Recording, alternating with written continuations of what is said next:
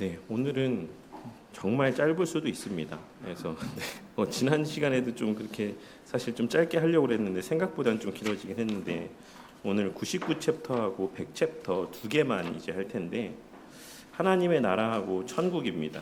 뭐 사실 하나님의 나라하고 천국이 우리는 일반적으로 동일한 맥락의 동일한 대상에 대한 다른 표현이다라고 이해를 하기도 하는데 하나님의 나라 99챕터에서의 하나님 나라에 대한 스프롤 목사님의 설명은 주로 이 땅에서의 현세, 이미 선제적으로 침투해 들어온 이 땅에 현재적으로 성취된 그 하나님 나라에 좀 더 포커싱이 되어 있는 설명이고 100챕터의 천국은 말 그대로 우리가 일반적으로 이해하고 있는 죽은 다음에 가는 그 하나님 나라에 대한 좀 내용들을 더 포커싱해서 이제 기록이 되어 있는 내용입니다. 그래서 일단 99챕터를 제가 이제 준비하면서 사실 저도 이 내용들이 완전하게 이제 정립이 되진 않았어요. 그래서 그러니까 제가 이제 갖고 있는 책들 또 배웠던 내용들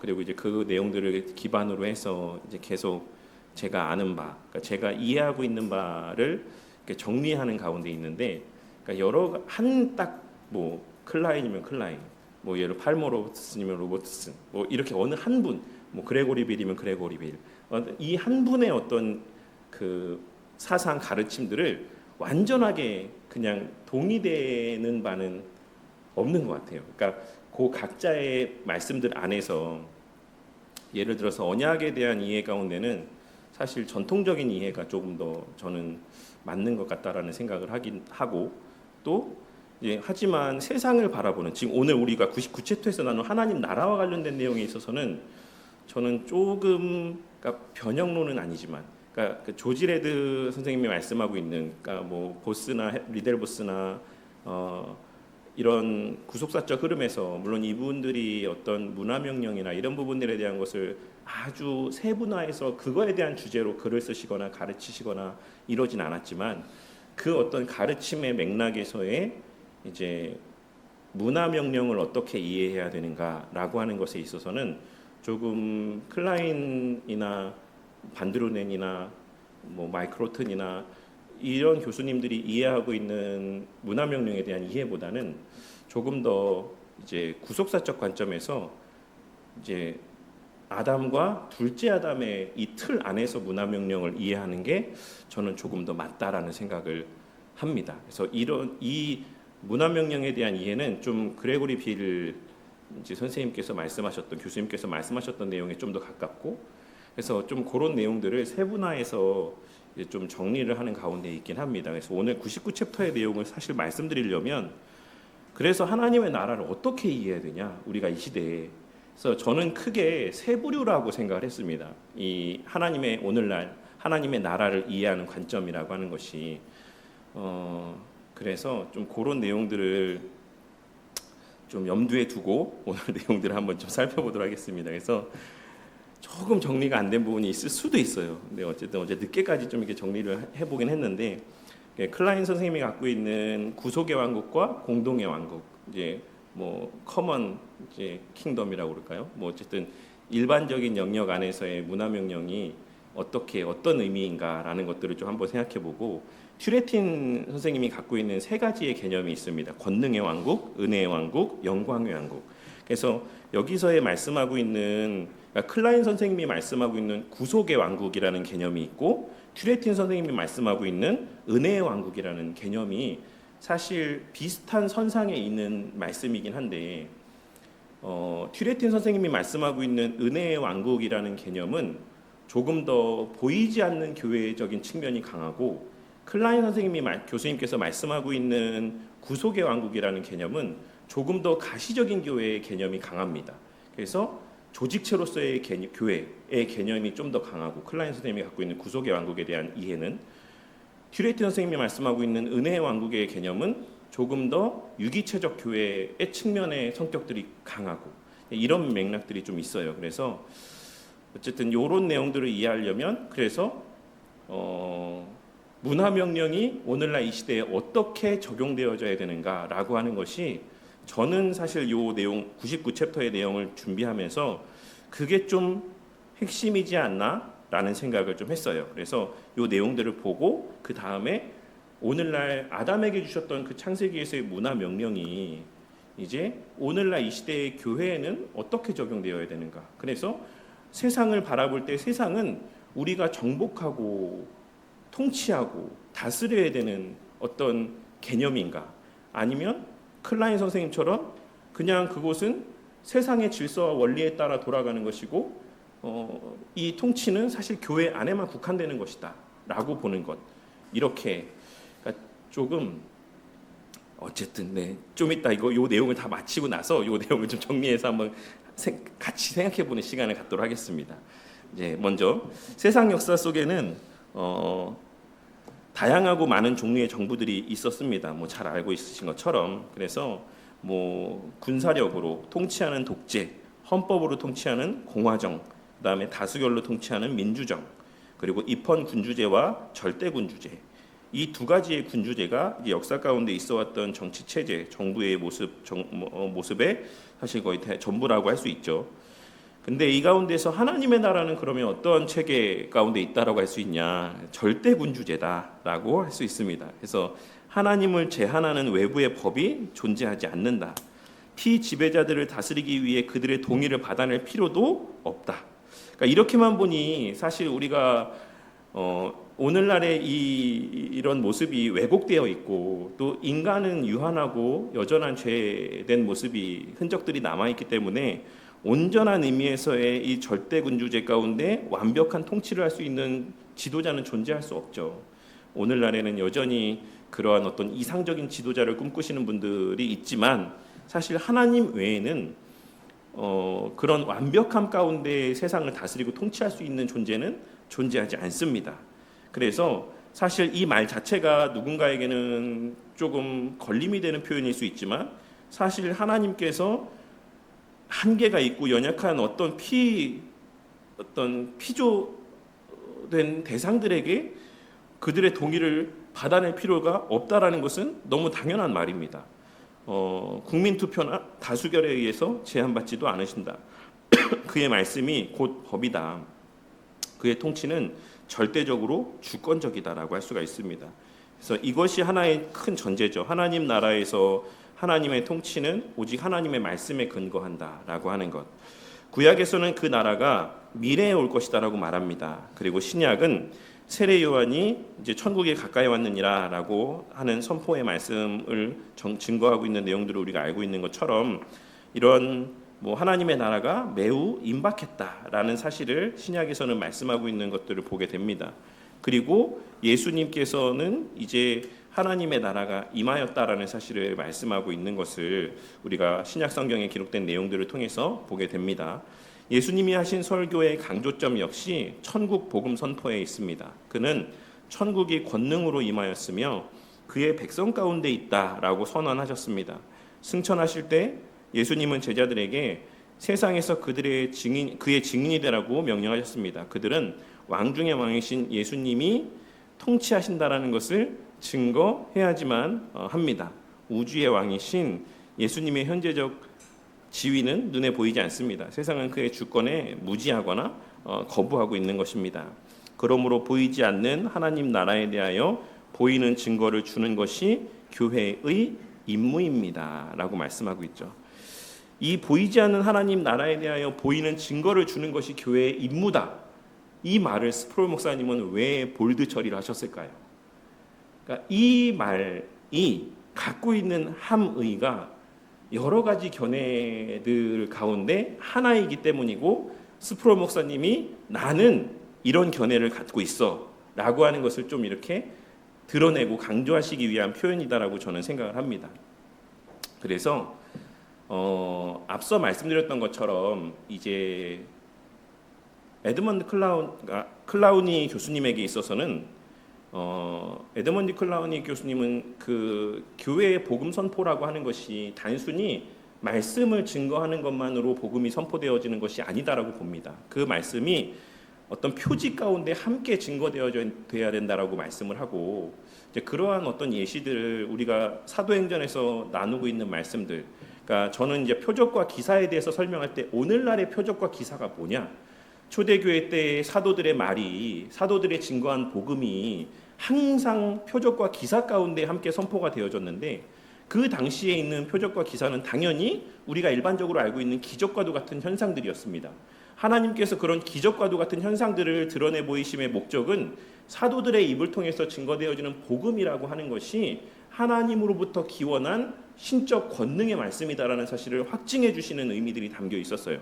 그런 맥락에서 그러면 오늘날에는 그러한 사도행전에 기록된 표적과 기사는 이제 완전하게 종결된 것이냐라고 봤을 때, 게핀이나 에드먼드 클라운이나 이런 교수님들은 어떤 맥락에서 말씀하시냐면, 제가 설교 때도 말씀드렸던 것처럼 그러한 사도행전에 기록되어 있는 그러한 맥락에서의 병을 고치고 병든 자가 낫고 죽은 자가 살아나고 이러한 종류의 은사와 기적들은 중지되었지만, 그 갖고 있는 본질적인 어떤 의미들은 오늘날에도 여전히 유효하다라고 말씀을 합니다. 그러면서 그것이 다른 국면으로 드러나는 모습이 앞서 말씀드렸던 것처럼 그 초대교회에 나타났던 어떤 초월적인 사랑과 섬김의 모습이다라고 이야기를 해요. 그래서 복음이라고 하는 것은 반드시 그 복음에 합당한, 웨스트민스터 신앙고백에서도 말씀하고 있는 것처럼 복음에 합당한 선행이라는 열매들이 있을 수밖에 없고, 그 열매들을 우리는 이 시대의 표적과 기사라고 이제 보는 것이죠. 그래서 클라우니 교수님이나 개핀 교수님이나 어쨌든 동부 웨스트민스터 전통 가운데 있는 분들에게는 복음 전파라는 것은 우리의 세상 속에서의 삶과 분리되지 않아요. 세상에서의 삶 속에서도 그 숨겨지지 아니하는 드러나는 빛과 소금의 역할들이 교회적 존재로서 세상 가운데 발현되어지고, 그것이 우리의 선포되어지는 말씀과 함께 복음을 증거하게 되는 하나님의 나라가 드러나게 되는 중요한 방편이다 라고 이렇게 이야기를 합니다. 그래서 그런 맥락에서 스프롤 목사님도 리고니어 미니스터리도 그렇지만 사실 사회적 활동들, 그러니까 사회 안에서 그리스도인들로서 성경적 원리들을 구현해낸다라기보다는, 그러니까 이것을 변형론적 관점에서의 어떤 스프롤 목사님이나 이런 분들이 말씀하고 있는 것은 아니고, 그러니까 숨겨지지 아니하는 드러나는 어떤 선한 영향력들이 되게 강조된다라고 할 수 있어요. 그래서 교회가 그리스도인으로서 또 세상 속에서 각자의 서 있는 위치에서 성경적 원리대로 살아가며 그것을 드러내는 것, 이것이 복음이 전파되는 데 있어서 너무 중요한 하나의 모습이야 라고 말씀하고 있는 것이 동부 웨스트민스터 교수님들이 갖고 있는 우리의 세상 속에서의 삶이 갖는 하나의 의미입니다.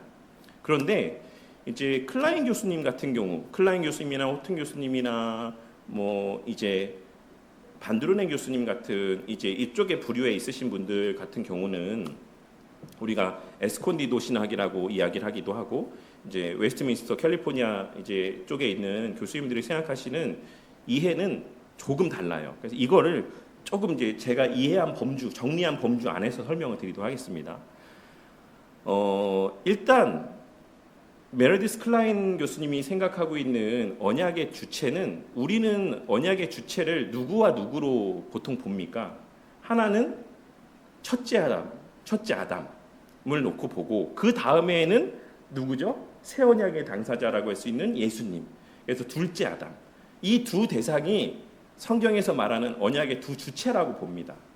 근데 클라인 선생님이 갖고 있는 언약에 대한 이해 속에는 하나의 주체가 더 있어요.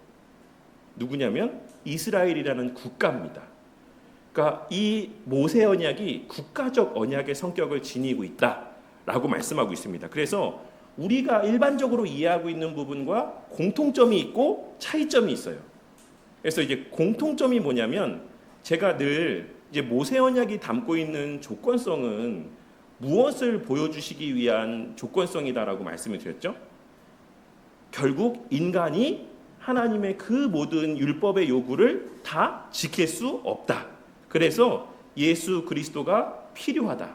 그래서 예수 그리스도만이 이 언약의 요구를 다 성취하시는 분이다. 그래서 물론 이것을 칼로 무자르듯이 나눌 수 없지만 우리 전통적 이해 안에서 출애굽 사건은 예수 그리스도의 수동적 죽으심의 측면들이 좀 더 강하고, 그 다음에 광야에서의 모세 언약을 주시고 시내산 언약을 주시고, 광야에서의 삶은 예수님의, 그리고 그들의 실패는 예수님의 능동적 순종의 측면을 더 주목하게 만드는 의미들이 구속사적 큰 관점에서 있는 거예요.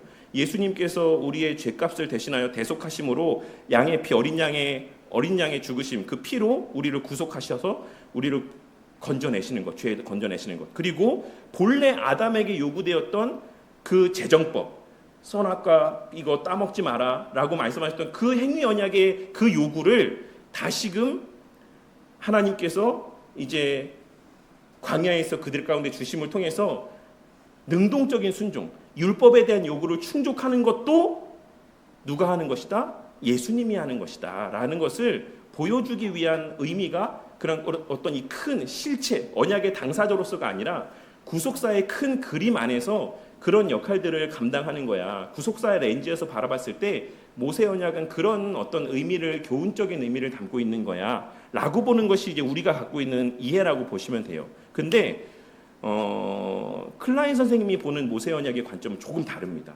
그래서 이스라엘이라는 국가가 다시 또 아담과도 같은 언약의 당사자, 국가적 그 언약의 당사자로 그 자리에 모세를 대표로 해서 세워지는 거예요.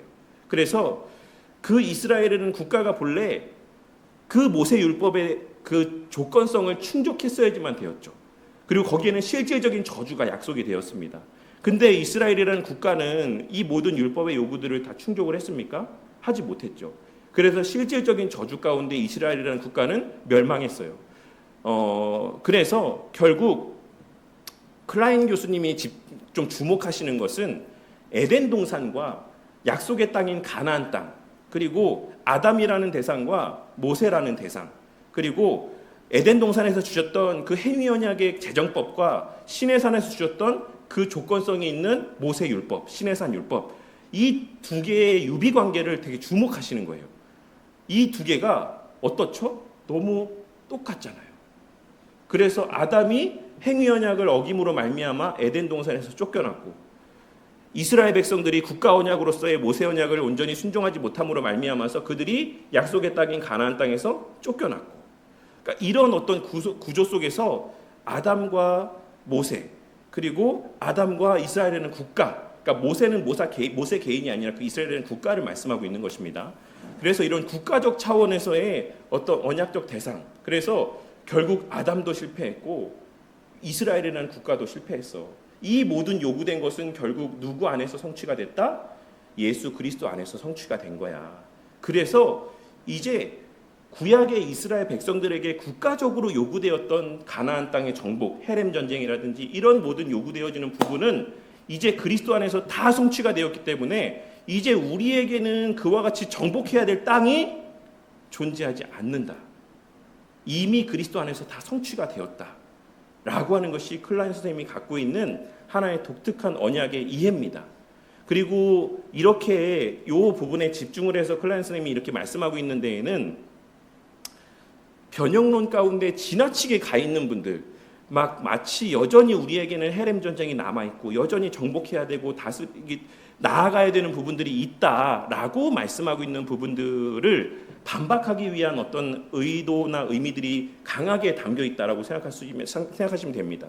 그리고 이 클라인 교수님과 호튼 교수님이나 이제 반드루넨 교수님이 강하게 붙잡는 말씀은 요한복음의 말씀이에요. 요한복음 18장 36절 말씀해 보시면 내 나라는 이 나라 여기에 속하지 않았다라고 하시는 예수님의 말씀 한번 제가 볼게요. 18장 36절의 말씀이죠. 자, 제가 읽어보겠습니다. 예수께서 대답하시되 내 나라는 이 세상에 속한 것이 아니니라. 만일 내 나라가 이 세상에 속한 것이었더라면 내 종들이 싸워 나로 유대인들에게 넘겨지지 않게 하였으리라.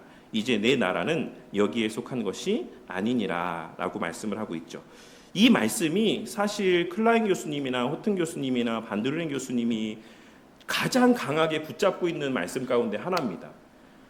그런데 당연히 이제 이 말씀이 중요하죠. 근데 동시에 그런 맥락에서 이제 클라인 교수님이 갖고 있는 이 세상에 대한 이해는 그래서 구속의 왕국과 공통의 왕국이라는 두 가지의 왕국의 개념을 갖고 있는 거예요. 그래서 구속의 왕국은 교회, 말씀과 성례, 그리고 교회적 치리로 다스려지는 그 교회라는 공동체. 근데 앞서 말씀드렸던 것처럼 이 구속의 왕국은 좀 더 어느 측면에 좀 더 포커싱이 되어 있냐면 이 조직체로서의 교회에 좀 더 포커싱이 맞춰져 있고, 그 열쇠의 권세를 행사하는 것, 이것과 통치의 개념을 되게 밀접하게 연결시키고 있습니다. 그러면 이 클라인 교수님과 호튼 교수님이나 이 계열의 에스콘디도 신학에서 말씀하고 있는 그러면 세상에서의 삶은 어떤 의미를 지니는 것이겠습니까?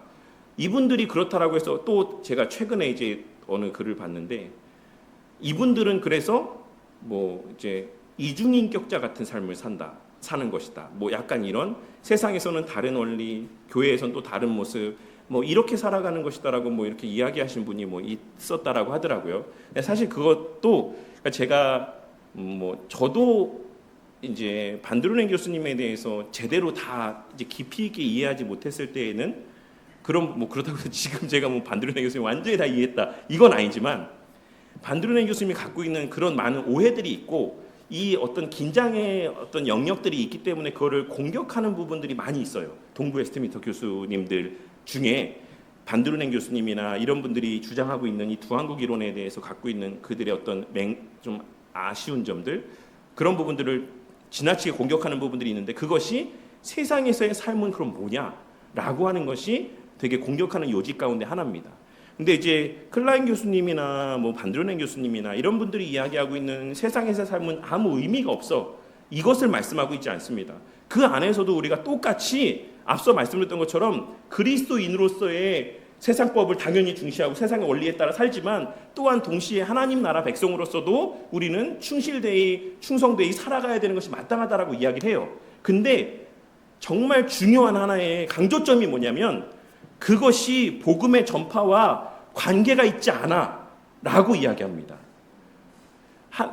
이 에스콘디도 신학에서의 세상에서의 삶, 공통의 영역 안에서의 삶은 그냥 초월적인 노아 언약에서의 그 어떤 보존과 그 일반적인 노아 언약을 이제 에스콘디도 신학 안에서는 이제 우리처럼 특별 계시 성격의 언약이라고 보기보다는 일반 계시 성격의 모든 사람에게 다 유효한 언약이다라고 보거든요. 그래서 이건 어디서부터 했을지 모르겠지만 어쨌든 그래서 그냥 우리는 그리스도인으로인 동시에 세상의 국민으로서 세상의 원리에 따라 더 정직하게 세상의 법과 윤리들을 지키며 살면 되는 거야.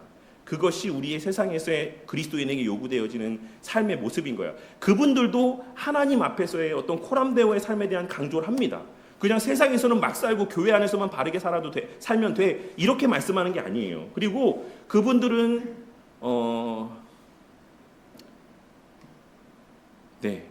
그래서 어쨌든 에스콘디도 신학에서 말씀하고 있는 가장 이것을 분명하게 차이를 드러내 보여주는 팔머 로버트슨이나 이제 뭐 에드먼드 클라운이나 우리가 알고 있는 일반적인 언약에 대한 이해를 갖고 있는 통일성을 강조하시는 분들이 갖고 있는 이제 교회에 대한 이해와 교회와 그리스도의 관계에 대한 이해와 클라인과 호튼과 반드루넨 교수님이 갖고 있는 그리스도와 교회의 관계에 대한 이해를 단적으로 설명드리자면 이것이 완전한 전부를 드러내는 건 아니지만 거의 대부분의 핵심이 여기에 들어있어요. 뭐냐면 그리스도께서는 교회를 다스리신다. 이것이 클라인과 호튼과 반드루넨 교수님이 담고 있는 세상의 원리는 세상의 공통의 원리에 따라 돌아가고 다스리시고 직접적 통치는 교회를 다스리신다. 그리스도는. 이것이 클라인과 반드루넨과 호튼 교수님이 갖고 있는 그리스도와 교회 사이의 관계라고 보시면 되고, 그렇다면 전통적인 이해는 뭐냐? 그리스도께서는 교회를 통해 세상을 다스리신다. 이것이 전통적으로 갖고 있는 그리스도와 교회와 세상에 대한 이해예요. 이 차이를 아시겠습니까? 클라인 교수님에게 있어서의 교회 그리스도는 교회만 직접적으로 다스리시는 거예요. 그러니까 이것이 세상에는 아무 영향력이 없다라는 걸 말씀드리는 게 아닙니다. 그 주된 통치는 오직 교회일 뿐이다. 무엇을 통해서? 말씀과 성례와 치리, 성경적 질서를 통한 치리를 통해서 그 완벽한 그리스도의 통치가 구현되는 것은 오직 교회밖에 없다라고 말씀하는 것이고, 나머지 세상의 영역은 그 노아 언약에서의 일반 그 은총적인 계시적 성격에서의 노아 언약에 따라서 보존되고 통치되도록 그 원리에 또 세상의 원리들을 그 세상 가운데 적용되게 하시는 것이다라고 보는 것이고, 우리는 이것이 자칫하면 이제 변형론으로 가는 거죠. 그런 여지가 열려 있는 거죠, 여기는. 하지만 다 변형론이라고 말씀하는 건 아닙니다. 그리스도께서 교회를 통해 세상을 다스리고 통치하신다. 그러니까 교회는 너로 말미암아 아브라함에게 주신 그 언약을 팔몬 오거스틴 교수님은 되게 굳게 붙잡고 있는 거예요. 너로 말미암아 온 세상이 복을 받을 것이다라는 말씀이 결국에는 그리스도를 통해서 교회로 성취가 되어서 교회를 통해 세상이 복을 받는다라고 이런 언약의 일관된 관점에서 보는 겁니다. 교회를. 그래서 이걸 어떻게 비유할 수 있냐면 교회라는 큰 송유관이라고 그래야 돼요. 기름이 공급돼요. 그 관이 세상에 딱 꽂혀져서 교회를 통해서 그리스도에 부어주시는 은혜가 교회를 통해서 세상 가운데 콸콸콸콸콸 흘러가는 거예요. 근데 이제 여기서 또 이제 이해해야 되는 두 가지의 차이점이 있죠. 변형론자들은 우리가 빛과 소금으로서의 역할을 어디서 감당해야 되냐고 이야기하냐면 요 지금 계속 흐름들을 잘 좀 이해를 하셨으면 좋겠습니다. 지금 저는 이쪽 편에서 얘기하는 거예요. 이제 우리가 전통적으로 믿고 있는 언약의 이해 관점에서 말하는 겁니다. 이 안에서 교회와 세상은 분리될 수 없어. 우리가 알고 있는 핵심 명제는 교회와 세상은 구별되나 분리되지 않는다. 이것이 우리가 알고 있는 세상과 교회의 관계의 핵심입니다. 교회와 세상은 구별되지만 분리되지 않는다. 그래서 어떻게 하나님 예수님께서 빛과 소금이라고 말씀하셨는데 이 빛과 소금의 역할을 대다수 변형론을 비롯한 뭐 신사도 운동을 하는 어떤 뭐 이거 세븐 필라 이거 이야기하시는 분들 이분들은 다 이 빛과 소금의 역할을 어디서 감당해야 된다라고 말씀하고 있냐면 세상에서 감당해야 된다라고 이야기를 해요. 근데 전통적인 우리의 이해는 빛과 소금이라고 하는 이 존재적 특성은 교회 안에서 발현되어지는 것입니다. 그래서 세상이 변화되죠. 교회를 통해서. 근데 이 변화되는 능력이라고 하는 것은 교회가 세상을 향해서 무엇인가를 해서가 아니라 교회가 그리스도의 통치에 따라 교회로서의 본질적인 숨겨지지 아니하는 빛과 소금의 그 밝음과 맛을 드러낼 때 이거를 저는 좀 이렇게 표현하는 게 맞는지 모르겠지만 수동적 능동성이라고 표현하고 싶어요. 변형론자들은 능동적인 능동성인 거죠. 그냥 나가서 변화시키고 우리가 막 영역 빨대라고 그래. 어떤 막 그런 깃발을 꽂듯이 영역에 막 그리스도의 통치가 임하도록 우리가 그렇게 모든 영역에 가서 막 그런 이 정복을 해야 되는 어떤 그런 역할이 우리에게 있다라고 이렇게 세상 속에서의 빛과 소금의 역할을 강조하지만 본래 우리의 언약 관점 안에서의 구조는 교회 안에서의 그리스도의 통치로 말미암아 드러나는 세상과의 구별됨입니다. 그래서 그 구별됨을 보면서 사람들은 저기는 뭔가 다른 것 같아. 저기는 뭔가 꼭 다른 질서가 있는 것 같아. 저기에만 다 세상 사람들이 세상의 원리에 따라 살아가는데 저 영역에서만 뭔가 다른 원리가 작동하고 있는 것 같아 라는 것이 보여지는 것이죠. 그게 초대교회 때 모습의 사람들이 그 로마의 통치 질서 안에서 살았으면서도 그 교회 공동체 구성원들 안에서의 발현되어지는 숨겨지지 않은 아름다움을 보며 핍박 속에서도 거기를 모여들게 되는 하나의 어떤 원인들이 근거들이 되었던 것이에요. 이 차이를 아시겠습니까? 그래서 이제 다시 제가 이해하고 있는 언약의 구조 안에서 문화명령에 대한 이해는 저는 그래서 저가 아니죠. 제가 무슨 뭐 대학자도 아니고 제가 신뢰하는 이제 교수님들의 견해에 따르면 제가 정리한 바로는 이것이 이제 보스나 리덜버스나 조지 레드 선생님께서 말씀하고 있는 그 어떤 하나의 구속사적 언약적 관점에서의 문화명령에 대한 이해입니다. 항상 우리는 언약의 주체는 이 두 대상으로 보는 거죠. 아담과 둘째 아담. 근데 본래 문화명령은 누구에게 주어진 것입니까? 아담에게 주어진 것이 첫째 아담에게. 근데 그 아담이 그 문화명령의 요구를 충족했습니까? 충족하지 못했죠. 그래서 이 실패한 문화명령은 누구에게 주어진 것이냐면 둘째 아담에게 주어졌고 둘째 아담이 성취하신 것입니다. 그래서 본질적으로 이 생육과 번성과 이 정복과 이 다스림의 이 모든 원리는 이제 그리스도 안에서 교회 안에 발현되어지는 명령인 것입니다. 교회 안에서. 그런 맥락에서 우리 믿음의 선배들도 그렇고 저 또한도 이 빛과 소금, 이미 빛이 되게 하시고 소금이 되게 하신 이 드러내는 모습은 본질적으로는 어디에서냐? 교회 안에서인 거예요. 우리가 막 나가서 세상에서 빛과 소금을 바꾸고 세상을 바꾸고 이거는 일단 클라인 교수님이 갖고 있는 그런 이해에서도 사실 어긋나는 모습이기도 하지만 그냥 전통적인 우리가 갖고 있는 그 범주 안에서도 이미 이 모든 것은 성취되었다라고 보는 그 두 아담 사이에서의 이 개념이 혼동되어져 있는, 혼재되어진 모습이다라고 할 수가 있는 거예요. 그래서 저는 당연히 이제 에드먼드 클라우니 교수님처럼, 그러니까 클라인 교수님처럼 우리가 밖에서 그리스도인으로서의 살아가는 숨겨지지 아니하는 이 빛과 성으로서의 모습은 사실 복음이 증거되어지는 것과는 큰 연관성이 없어 라고 말씀하시는 것에는 동의를 하지 못합니다. 왜냐하면 그리스도인의 삶이라고 하는 것은 가장 당연히 본질적으로는 교회라는 공동체 아니죠. 그러면 우리가 교회 바깥을 나가서 6일의 삶을 사는 동안은 교회가 아닙니까? 그렇지 않죠. 그 안에 그 삶의 시간들 속에서도 우리는 교회입니다. 그런 맥락에서 우리가 우리의 삶에 살아가는 자리 안에서 세상의 법은 당연한 거고 세상의 법은 당연한 겁니다. 이 당연한 게 당연하지 않은 시대가 돼서 문제지만 사실 우리가 하나님 앞에서의 삶을 살아가는 존재들이라고 하면 물론 세상의 법 가운데 하나님의 말씀의 법과 충돌되는 부분들도 있을 수 있죠. 그런 악법이 있을 수도 있죠. 근데 그것들은 아주 일부고 예외적인 경우들에 있는 부분이고 보편적인 세상 안에서의 우리가 대다수 지키면서 살아가는 모든 법은 어느 범주 안에 다 들어가 있습니까? 10계명의 범주 안에 다 들어가 있어요. 하다못해 교통법규를 지키는 것도 우리가 10계명 소요리 문답 나누면서 말씀드렸던 것처럼 무엇과 관련되어 있습니까? 살인하지 말라라는 계명과도 다 연결되어지는 부분이에요. 우리가 사회적 질서를 지키며 살아가는 이유는 무엇 때문이죠? 당연히 세상의 국민이기 때문이기도 하지만 동시에 하나님께서 세상의 법과 질서들을 통해서 결국 세상에 보존되게 하시고 그 궁극의 지향점은 당신의 백성들이 안락하고 안전하게 신앙생활을 온전히 유지할 수 있도록 하게 하시기 위한 통치의 수단이고 섭리의 방편입니다. 그래서 우리가 하나님을 믿는다라고 이야기하면 하다못해 교통법규 하나 지키는 것에 있어서도 우리는 세상의 그 누구보다도 더 온전하고 완벽하게 세상의 법과 질서를 지키면서 살아가는 그런 존재들이 되어야지만 해요. 그런 맥락에서 보자면 사실 옛날에 양심냉장고는 다 그리스도인들이 다 써야 되는 게 맞는 건데 그 이경규에 왜 양심냉장고 있었잖아요. 뭐 교통 딱 이게 지켜서 몇 초 지나면 가고 정지선 지키고.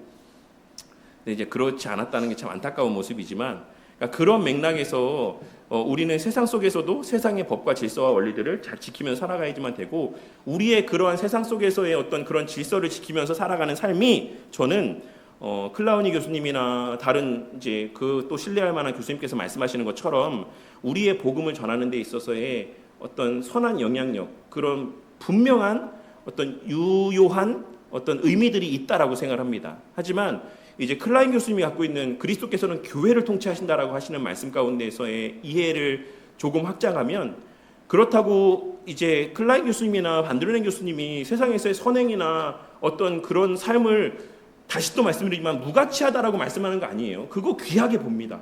근데 복음 선포, 하나님 나라 확장은 오직 선포되어지는 말씀으로만 되는 거라고 말씀해요.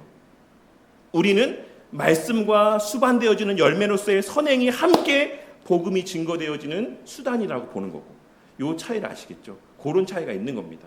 그래서 크게 세 부류라고 말씀드린 이유가 세상과 교회를 좀 안전하게 거리를 두는 영역이 있고 우리의 삶이 교회를 중심으로 하지만 세상과의 유기적 연결성을 강조하는 부류가 있고 또 더 나아가서 세상과 교회를 완전 동일시 여기는 부류가 있는 거예요. 그래서 구약시대의 국가로서의 이스라엘 백성들에게 주셨던 그 요구가 여전히 이 시대 교회에도 여전히 유효하다. 그것을 그리스도를 건너뛰고 문화명령을 바로 아담에게서 교회로 적용하는 이런 모습들이 있는 겁니다. 그리스도가 생략되는 거죠. 그리스도의 성취가 생략되는 거죠. 그래서 똑같이 여전히 교회에는 세상을 향한 헤렘 전쟁과도 같은 정복의 요구들, 사명들이 우리에게 남아있어. 이거 감당해야 돼. 라고 이야기를 하게 되는 겁니다. 그러니까 이런 세 가지의 부류 가운데 저는 요 중간에 서 있다. 뭐 미지근하다는 게 아니라 이것이 가장 균형 잡힌 저는 이해다라고 생각을 해요. 그래서 그렇다고 해서 이분들 다 잘못됐다라는 걸 말씀드리는 것도 아니고 또 제가 지금 드리는 말씀 가운데 뭐 이쪽 부류에 있는 교수님이나 학자들과 또 클라인이나 우리 또 호튼이나 반드르넨 교수님이 말씀하고 있는 것들 가운데 제가 또 충분히 이해하지 못한 부분들도 있을 수 있어요. 하지만 어쨌든 저는 이 두 개의 축, 첫째 아담과 둘째 아담의 축이라고 하는 것은 사실 하나님의 모든 말씀, 언약들을 이해하는 데 있어서 너무나도 중요한 하나의 구조라고 생각을 해서 좀 이런 생각을 갖고 있고, 튜레티 선생님이 말씀하셨던 이제 그 세 가지 왕국에 대한 내용만 잠깐 설명드리고 이 내용을 좀 정리하도록 할게요. 튜레티 선생님은 세 가지 왕국에 대해서 말씀하셨는데, 권능의 왕국과 은혜의 왕국과 영광의 왕국입니다. 그래서 권능의 왕국은 온 우주를 말씀하고 있는 거예요. 온 우주. 그래서 굳이 비유하자면 권능의 왕국은 공동의 왕국과 구속의 왕국을 다 포함하는 그 전 영역이라고 보시면 됩니다. 그리고 은혜의 왕국은 그 가운데 택자들을 향한 구원의 서정과 관계된 하나님의 그 주권적인 능력들이 발휘되어지는 영역을 은혜의 왕국이라고 보는 거죠. 그래서 앞서 말씀드렸던 것처럼 클라인 선생님이 갖고 있는 구속 왕국에 대한 이해는 되게 가시적인 교회, 이 어떤 조직체로서의 교회적 성격에 많이 이제 그 방점이 찍혀 있다라고 한다면, 튜레티 선생님이 말씀하고 있는 이 은혜의 왕국은 유기체로서의 보이지 않는 교회적 측면에서의 어떤 방점이 거기에 많이 무게중심이 기울어져 있다라고 보시면 됩니다. 그리고 영광의 왕국은 이제 완성될 하나님의 나라에 대한 언급이 영광의 왕국에 대한 개념이에요. 그래서 좀 저도 이제 계속해서 공부를 하고 있는 입장이기 때문에 이 역사 가운데 흘러내려왔던 이런 흐름들을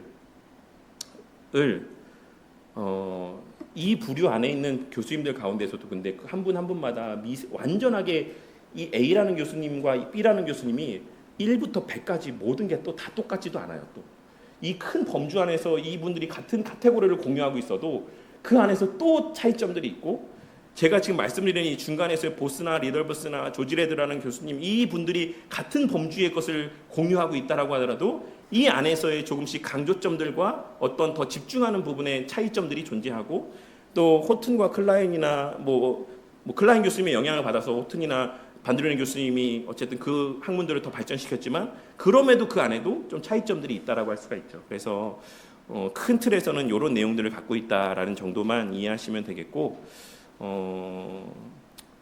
그렇습니다. 네, 이런 정도의 문화명, 사실 그래서 하나님의 나라에 있어서의 문화명령이라고 하는 것, 그것이 오늘날 이 시대에는 어떤 의미를 갖는가라고 했을 때 저는 이런 맥락의 의미를 갖고 있다라고 그렇게 생각하시면 되겠고, 어떤 면에서는 스프롤 교수님도 변형론자라고 볼 수는 없거든요. 완전히 변형론적 입장에 서 있다라고는 보지 않아요. 그러니까 물론 어느 정도는 세상에 영향을 미쳐야 된다라고 하는 부분들도 강하게 주장하시는 부분들도 있지만, 그것이 정말 어떤 변형론까지 세상을 다 바꿔야 돼라는 어떤 개념으로 보지는 않습니다. 그런 맥락이 있어요. 그래서 그런 스프롤 목사님이 갖고 있는 이해가 지금 요 볼드 처리된 글씨 가운데 표현되어 있는 거예요. 보이지 않는 하나님 나라에 대하여 보이는 증거를 주는 것이 교회의 임무다라고 하는 것은 클라우니 교수님이 갖고 있었던 그 복음이 증거되어지는 데 있어서의 우리의 그 복음이 우리의 삶을 통해 발현되어지고 그것이 증거되어지고 드러나게 되는 어떤 표징들이 있어야 돼라고 하는 어떤 그런 맥락에 서 있는 주장이다라고 이해를 하시면 되는 거예요. 아시겠죠? 네, 그렇습니다.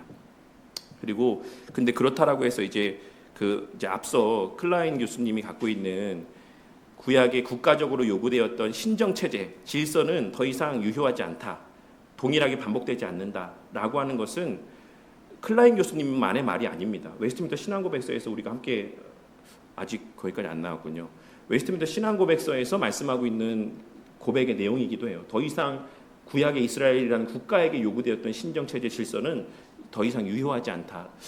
우리 율법 다루면서 그 얘기 나눴었나요? 어쨌든 그렇습니다. 이 세상법으로서의 어떤 그 시민법과 어떤 의식법적인 요소 가운데, 우리 율법을 다루면서 새벽 기도회 때 그 김병현 교수님 그 내용 가운데서 그 사실을 짚어서 설명해주고 있죠. 그래서 구약 시대에 이스라엘 백성들에게 요구되었던 시민법과 의식법적인 모든 요소들은 다 폐기되었다.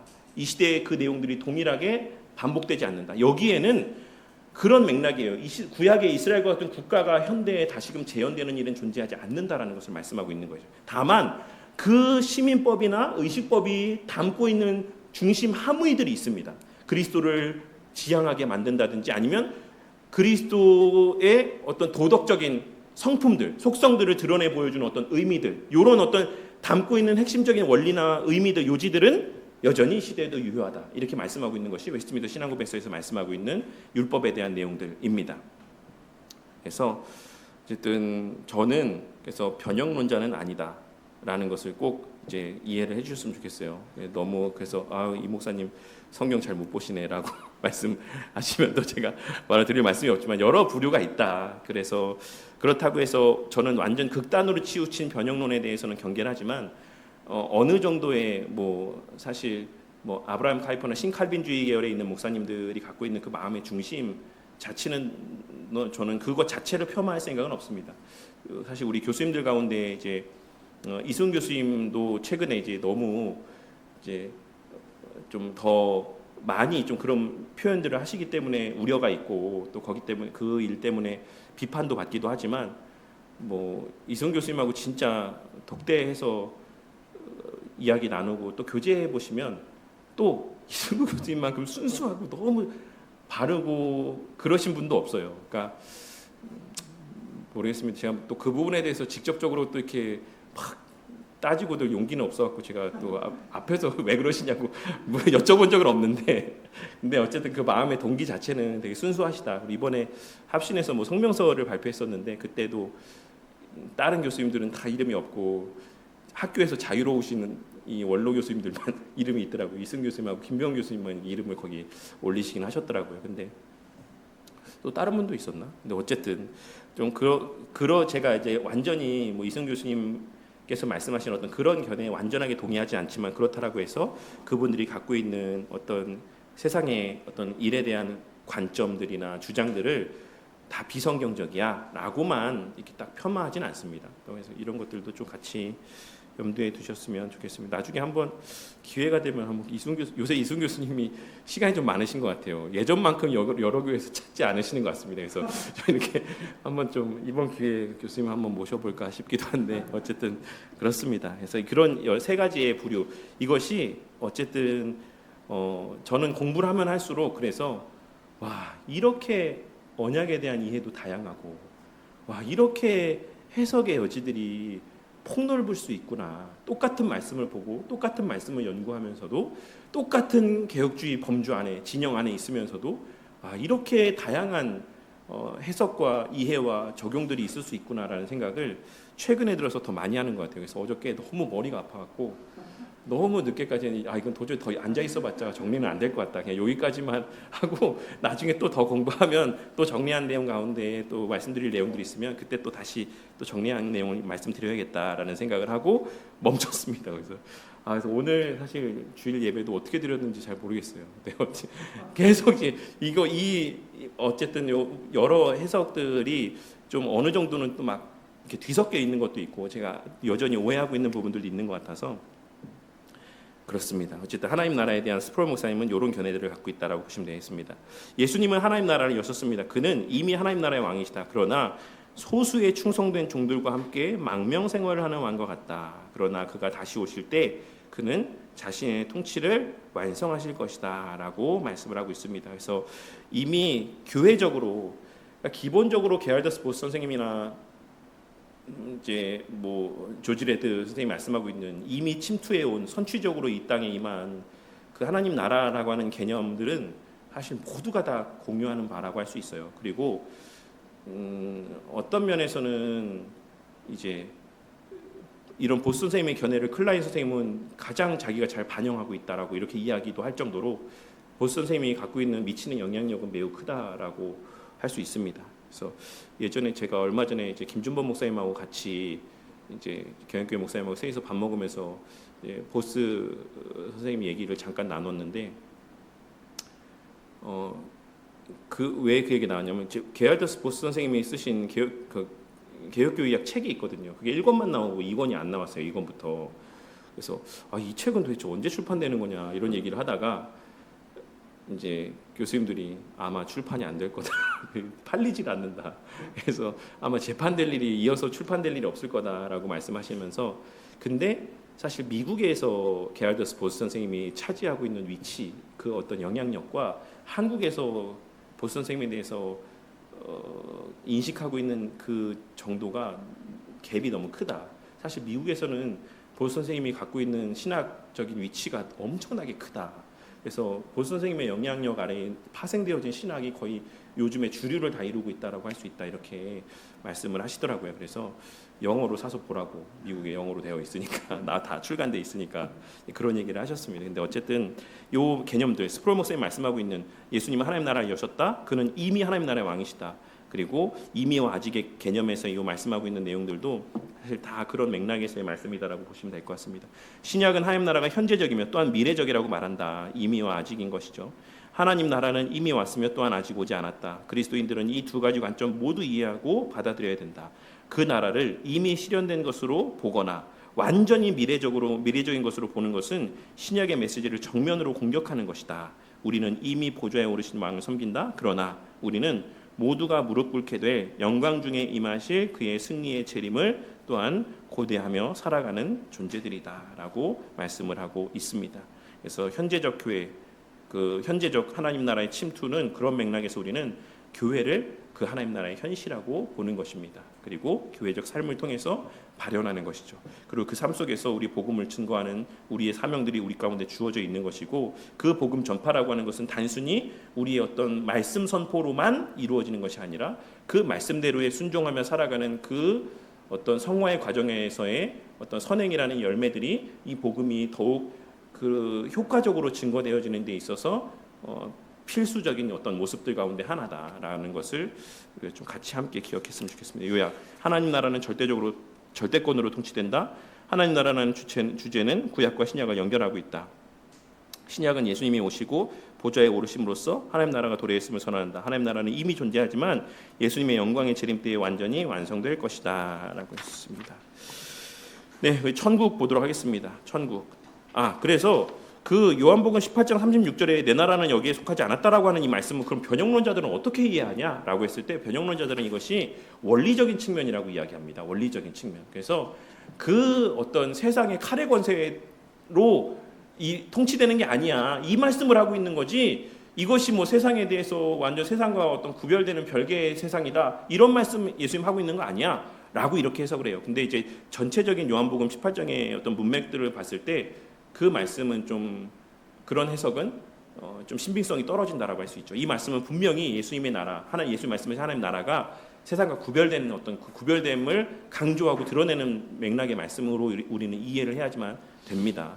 굳이 공격을 하자면, 그럼에도 불구하고 예수님께서 내가 너희를 또한 세상 가운데 보낸다, 파송한다 라고 하는 이 말씀하셨다라는 것을 우리가 어떻게 이해해야 되냐라고 하면은, 이것은 또 변형론자들의 그 클라인 교수님 쪽에 세상과 교회를 이렇게 분리하는, 구분하는 이제 그런 어떤 견해들 가운데 하나의 또 논박할 수 있는 근거가 되는 말씀이다라고 할 수 있죠. 네. 그리고 또 하나가 그 두한국의 그 반드르네 교수님 책에서도 중요하게 다루는 본문 가운데 하나가 요셉과 관련된 이제 이야기들. 그 요셉을 어떻게 이해해야 되는가라고 했을 때, 요셉의 애굽에서의 어떤 그 모습들이나 그 과정 가운데, 구속사 가운데 하나님께서 요셉이라는 사람을 그 애굽의 통치자로 세우시고 구속 역사의 하나의 쓰임 받는 수단으로 사용하신 것을 우리가 또 어떻게 이해해야 되는가라는 것을 반드르네 교수님은 되게 길게 이제 말씀하시는데, 그 이유는 그것이 반드르네 교수님이 주장하고 있는 두한국 이론에 있어서 되게 공격의 소지가 되는 말씀이기 때문에 그래요. 그래서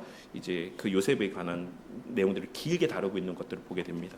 근데 어쨌든 바빙 선생님이나 우리 전통적 견해는 항상 바빙 선생님의 신학의 핵심은 유기성입니다. 유기성. 모든 것이 유기적으로 연결되어져 있다라고 하는 것. 그래서 분리하지 않는 것. 그것이 바빙 선생님의 신학의 하나의 중심을 관통하는 핵심이라고 할 수 있죠. 챕터 100 한번 보도록 하겠습니다. 천국, 이제 내세에 관련된 이것이죠.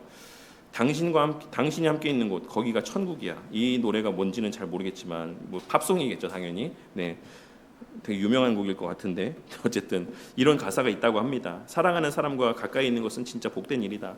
지옥의 비참함에 견줄 만한 것이 이 땅에 없는 것처럼 천국의 경이로움을 정확하게 표현할 만한 도구도 이 땅에는 없다.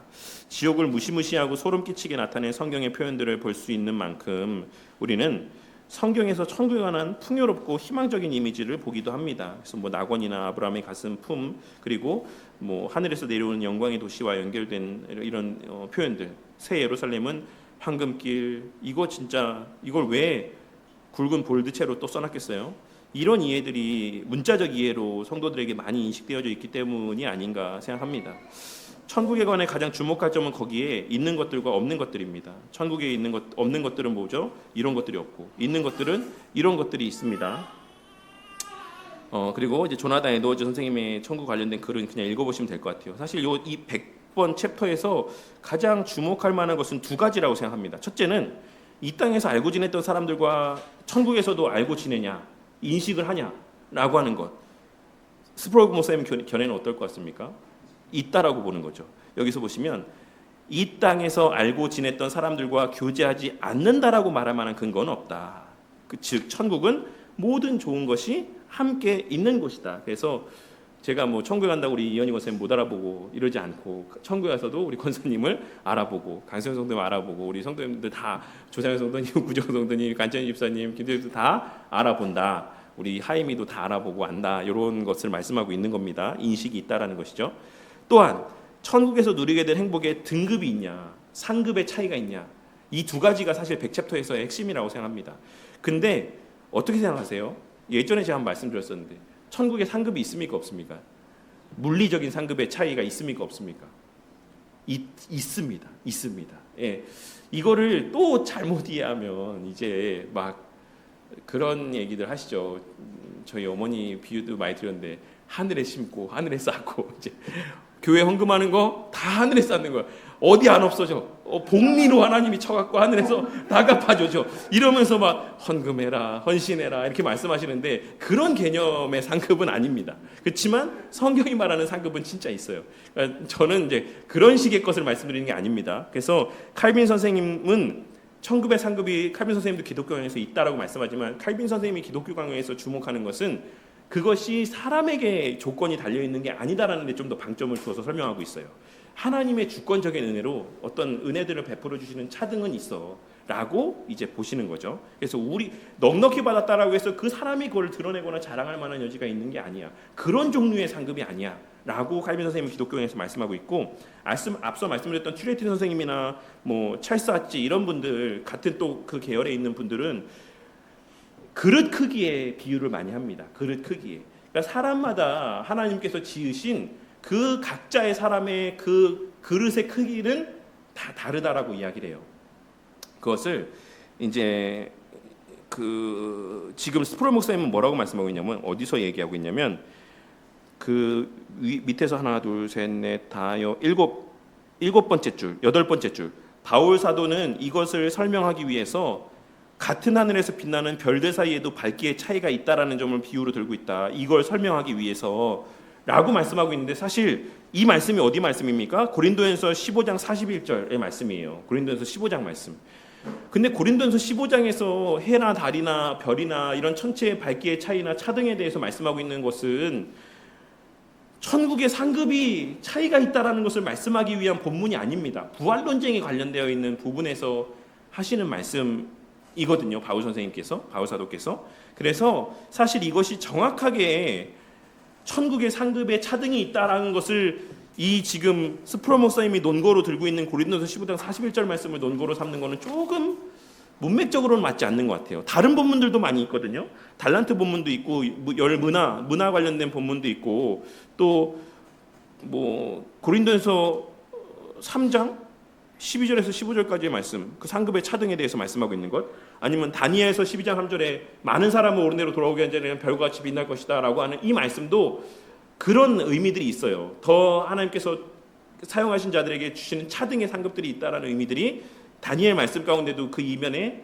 내포되어져 있다라고 할 수가 있습니다. 그래서 어쨌든 스프롤 목사님은 지금 고린도서 15장 41절 말씀에 있는 내용들을 제가 그 내용 한번 읽어볼까요? 고린도서 15장 41절에 어떤 말씀이 기록되어 있냐면 41절입니다. 자, 전체적인 맥락을 읽어야 되는데 이 말씀만 따로 한번 읽어볼게요. 하늘에 속한 형체도 있고 40절입니다.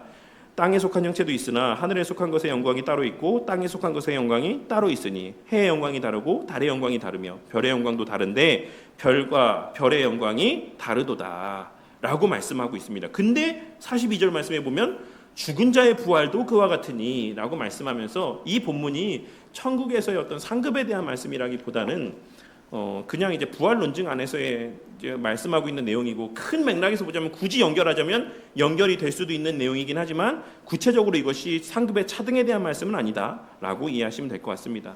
그래서 어쨌든 튜레틴이나 짤사찌 같은 이런 분들은 뭐라고 말씀하냐면, 그래서 그릇의 차이가 다 달라, 각자의 사람마다. 근데 천국에서 주시는, 예를 들어서 뭐 이현희 원사님 100리터고 저는 50리터고 뭐 여기는 막 200리터고 막 이래. 근데 그 리터만큼의 가득 채워주신다는 거예요. 가득.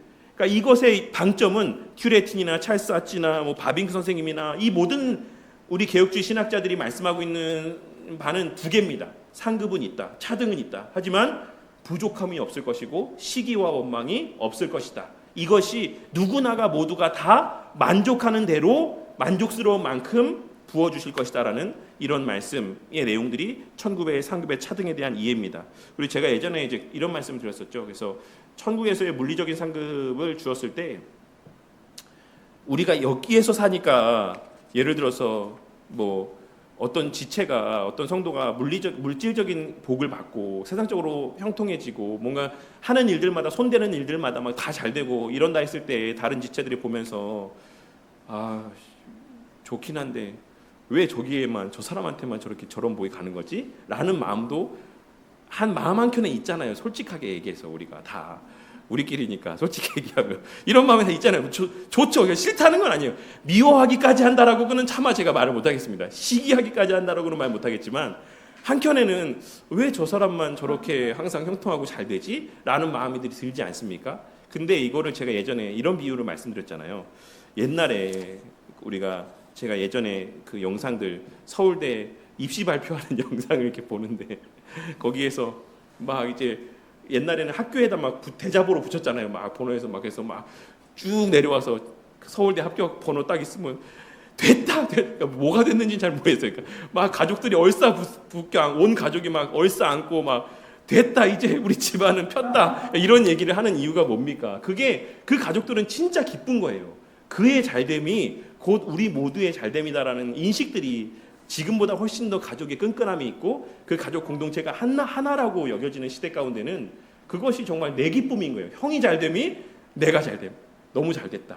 이제 나는 그 책임을 지지 않아도 되는구나. 형이 다 짊어지면 되겠구나 라고 하는 이런 마음들. 그러니까 마음이 놓이는 건데 형이 실패했어. 그러면 이제 어떡하지? 나라도 이제 어떻게 막 서울대에 들어가든지 내 이 집안을 뭐 이렇게 세워야 되는데, 이런 부담들이 있는 거, 이런 마음들을 예전 사람들이 갖는 것처럼 천국에서의 우리의 마음이라고 하는 것은, 예를 들어서 우리 이현희 원사님한테 막 500리터의 복이 막 부어지면 아우, 왜 권사님한테 저렇게 복이 있지? 내가 더 수고한 것 같은데, 내가 더 열심히 헌신한 것 같아. 이런 마음을 갖는 게 아니라 그것이 내 기쁨, 더 이상의 기쁨으로 여겨진다라는 것이고, 그 복을 받는 분도 그걸 혼자 쓰겠습니까? 이 땅에서 사도행전의 교회도 그렇게 쓰지 않았는데 천국에서의 백성들이 설령 누가 막 뭐 수십조의 하나님의 뭐 그런 게 있지 않겠지만 수십조의 뭐 상급을 주셨다고 해서 그 수십조를 자기 혼자 누리고 만끽하며 살겠습니까? 그렇지 않죠. 결국 그 누군가에게 차등적으로 주어지는 모든 복은 모든 사람에게 편만하게 누려지는 복으로 다시금 분배되어진다라고 할 수가 있죠. 그런 맥락에서 상급과 천국에서 누리는 완벽한 만족은 서로 상충되는 개념이 아니고 충돌하는 개념이 아니에요. 그 모든 것이 우리 모두의 기쁨이 되고 그 모든 차등 있는 상급도 모두가 함께 공유되어지는 하나님의 복으로 우리 가운데 누려지게 되는 것이다라는 사실을 하나님께서 천국에 대해서 말씀하고 있는 것이다라는 것을 잘 정리하셨으면 좋겠어요. 그래서 예전에는 한동안 천국에는 상급이 없다, 우리가 아는 그런 물리적인 상급은 없다, 이렇게만 보는 견해가 또 한동안 되게 우세했던 시기가 있었던 것 같아요. 저도 좀 그런 맥락이 있었고, 근데 제가 점점 하나님 나라에 대해서 공부를 해가고 하나님 말씀하시고 있는 내용들을 좀 주목해 보다 보니까 왜 꼭 천국에서는 그런 물리적인 가시적 상급이 있어서는 안 되는가라는 의문들이 들게 되더라고요. 그래서 그런 측면의 내용들을 보다 보니 우리 믿음의 선배들도 다 천국의 상급을 인정하고 있다라는 것을 기억하시고 그것이 절대 모순되지 않는다라는 것을 기억하시면 되겠어요. 그래서 더 천국에서 많이 나눠주고 싶으시면 열심히 또 충성하고 헌신하시면 됩니다. 천국에서도 열심히 섬기실 수 있도록. 네, 다음 페이지에 하나님의 주권적인 기쁨에 달려 있다, 볼드 처리되어 있는 첫째, 둘째, 셋째만 그 전 페이지 한번 보도록 할게요. 모든 별들은 빛이 난다. 천국에 불행이 없다. 이것이 하나고, 둘째, 그리스도께서 기름 부으시는 역사는 모든 성도에게 똑같은 유효성을 가질 것이다. 차등이 그러니까 또 만족도는 똑같다라는 것이죠. 마지막으로 신자들의 행위 공로는 큰 것이든 작은 것이든 그들 자신에게는 유익이 없을 것이다라는 말은 그들에게 공로가 없다라는 것이에요. 다음 페이지에 하나님의 주권적인 기쁨에 달려 있는 것이다. 하나님께서는 오로지 그리스도의 이름으로만 그렇게 하신다. 지옥의 가장 큰 공포는 그 공포가 영원한 것이며 천국의 가장 큰 기쁨 중에 하나는 그 기쁨이 결코 그치지 않는다라는 확신이다. 너무 좋죠. 이런 하나님이 주시는 상급이 영원하다라는 것도 참 너무나도 생각할수록 기쁨이 되는 내용이다라고 생각합니다. 마지막 원수인 사망도 더 이상 존재하지 않는다. 누가복음 20장 34절 38절은 신자들에게 하늘의 상급이 영원하다라는 사실을 확신시켜주고 있습니다. 그리고 이제 다음 시간에 지복직관에 대해서 함께 보도록 하겠습니다. 이 말할 수 없는 기쁨은 영혼의 눈을 통해서 온다. 하나님은 영이시다. 그러므로 선택받은 자들은 영으로 그를 볼 것이다. 이것이 그리스도로 말미암아 그의 자녀들이 누리는 상급이다라고 할 수 있습니다. 그래서 네, 이런 내용들 좀 기억하시고 하나님 나라에 대한 이해는 앞으로도 이거는 사실 주님 오실 때까지 계속된 논쟁이 있을 것 같아요. 이 내용들은 제가 또 공부하는 대로 또 반드르넨 교수님이나 또 그 반대편의 견해나 계속해서 공부하고 알게 되고 정리되는 대로 또 수시로 또 성도님들에게도 말씀드리면서 균형 잡힌 또 이 땅에서의 삶을 살아가는 저와 우리 모두가 되기를 바라겠습니다. 제가 기도하고 마치겠습니다. 하나님 감사합니다. 이 시간 또 참 두서없이 또 막 이야기를 했던 것 같은데 하나님께서 또 우리 성도님들에게 지혜를 주시고 또 우리 성도님들이 어떤 면에서는 이 부족한 목사보다도 더 나은 점들이 또 부분들이 또 있다고 생각하오니 또 이렇게 두서없이 이야기한 내용들 가운데서도 하나님께서 찰떡같이 그 모든 내용들을 정리해서 잘 알아들을 수 있는 또 은혜가 있게 하여 주셔서 우리의 신앙이 정말 어느 한쪽으로 편향된 치우친 그러한 신앙이 아니라 성경에서 말씀하고 있는 그 균형들 또 그 긴장들을 또 유익하게 잘 선용하며 이 땅에서의 오직 그리스도께만 주목하며 우리에게 또 주어진 그 모든 사명들을 또 온전하게 또 바르게 다 충성되게 잘 감당하며 살아가는 우리 각자와 바른 게 공동체가 되도록 은혜를 베풀어 주시옵소서. 주님, 물론 우리가 세상 속에서의 어떤 선한 영향력을 발휘하기 위해서 열심을 내는 것 너무나도 의미가 있다라고 생각을 합니다. 하지만 늘 설교를 통해서 또 여러 가지 배움과 가르침의 시간들을 통해서 말씀하는 것처럼 그리스도의 통치, 가장 우선적인 통치는 클라인 선생님이나 그 외에 우리가 믿고 신뢰하는 그러한 교수님들이나 한결같이 동의하는 바는 교회가 1차적 그리스도의 통치의 대상이다라고 하는 이 사실에 있어서만큼은 그 누구도 견해의 차이가 없다라는 사실을 우리가 잘 알고 있습니다. 그렇기에 우리가 가장 먼저 하나님의 말씀대로 그 하나님 나라의 통치가 그리스도의 통치가 온전히 구현될 수 있기를 위해 관심을 갖고 애써야 되는 그 대상은 우리에 속하게 하신 교회 공동체라는 사실을 명심하고 세상에 돌아가는 것에 대해서도 관심을 갖고 여러 또 기독교의 진리와 상충되어지는 어떤 법안들이 통과되어지는 것에 대해서도 민감하게 반응해야 되겠지만 무엇보다 우리 교회 안에서 소외되는 자가 없는지 말씀의 은혜에서 소외되는 자가 없는지 물질의 힘듦 가운데 고통을 홀로 오롯이 감당하며 살아가고 있는 고통 가운데 있는 지체들이 없는지를 늘 돌아볼 줄 아는 것에 더 마음을 기울이게 하시고 우리의 지경 안에 가난한 자가 없도록 우리의 그 지경 안에 하나님 나라 복에서 소외되는 자가 없도록 더욱 애쓰고 열심을 내며 살아가는 저와 우리 모두가 다 되게 하여 주시옵소서. 이 땅의 지상의 교회들이 다 그와 같이 몇 명이 모이던 그 교회 공동체마다 그 어떤 차별도 그 어떤 소외됨도 그 어떤 결핍도 없는 모습들이 세상 가운데 발현되어질 때 어쩔 수 없는 그 본질적인 결핍 가운데 헤매이며 갈급함 가운데 살아가는 세상에 속한 자들이 교회를 바라보며 그 갈급함을 채우고자 하는 마음들을 갖게 될 줄로 압니다. 주님, 그것이 바로 초대교회에 나타내 보여진 그러한 세상을 향한 어떤 함부로 대할 수 없게 여겨졌던 그런 모습이자 또한 사람들을 더하게 하시는 하나님의 또 수단이고 방식이었다라는 사실을 기억하고 주님, 언제나 성경에서 해답을 찾게 하시고 하나님의 말씀이 우리의 삶의 유일한 최고의 가치와 규범이 될 수 있도록 은혜 베풀어 주시옵소서. 또 한 주의 삶이 시작이 되었습니다. 하나님, 이 알게 하신 바가 그냥 우리의 지식으로만 남아있는 것이 아니라 우리의 실제 또 6일의 삶 속에서 우리의 말과 행실들을 통해 우리의 삶으로 발현되어질 수 있도록 성령 하나님께서 모든 순간순간들마다 지혜와 능력을 더하여 주시옵소서. 모든 것 감사드리며 우리 주 예수 그리스도의 이름으로 기도드렸습니다. 아멘.